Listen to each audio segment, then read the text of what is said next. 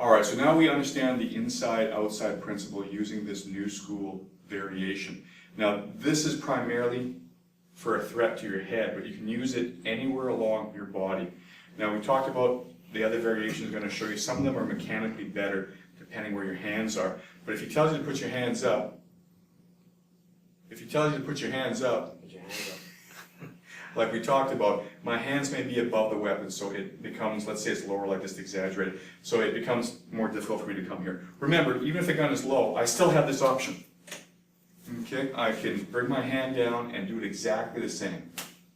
I bring it across me, I pull him, I may not get him off balance, but I'm going to break his grip. All right, same if it's down here for some reason and it's off to one side, maybe he's indicating my wallet or something. I can do the same one that way. I don't have to have it when I'm staring down the barrel. Okay, so again, we have the inside-outside principle. Again, it's on this side, so I want this hand to move first. I get his thumb behind the hammer, or if the hammer's up between the hammer, and this hand does exactly the same. You see how his thumb pulled the gun naturally? See how his thumb is here? I'm doing the same compression that helps break it. Okay? So again, if it's up here, same idea. I'm going to go here, I'm blocking the thumb, I'm blocking the hammer with my finger, or the middle one. At the same time, I'm putting pressure on his thumb. Now, it's not necessary. Just by pushing the hand up and putting pressure on the hand, it comes out. But you can see how there's a lot of built-in leverages. There's different kinds of leverages built into here. Okay? Now, to take this to the next level of interchangeability, of universality, he may be threatening me, for example, right up close. He may put it under my chin or something like this to my head. Now let's start with this one here, for example.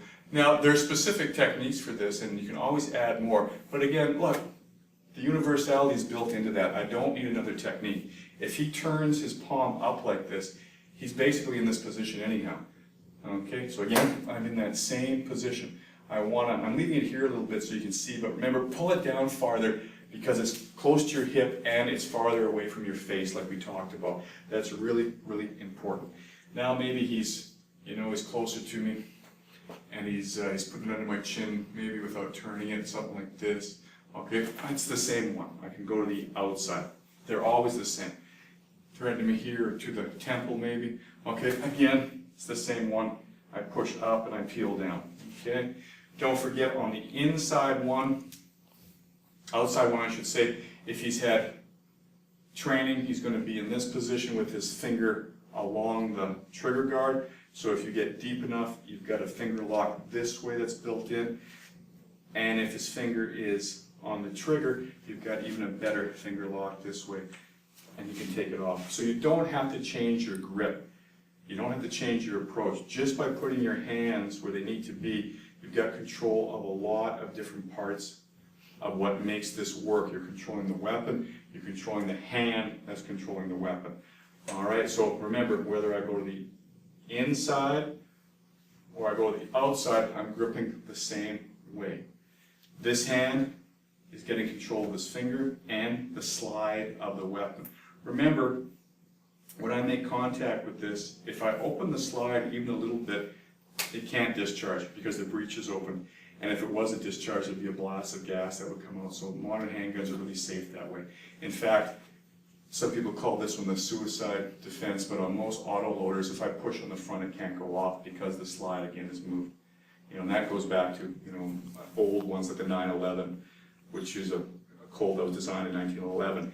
It was exactly like that, and that's over 100 years old, that design. So all modern slide weapons are like that. So remember, just by making contact here, you've got a chance that the gun won't go off because there may be enough pressure to open the breech. Secondly, you've got control of his finger, whether it's in the safety position or on the street position. All right. Then this hand is controlling the thumb to some degree, and most importantly, the hammer, but also the rear part of the gun here, the frame of it, because that's what allows you to twist it out. So when I go here, yeah, I want that finger behind the hammer, but don't forget, it's the pulling here that gives me a lot of leverage, because I have two-way action at both ends of the weapon. That's the same on this side, but I need to push this time because the arm starts to break. Okay? show you a few problem-solving things here for the inside version.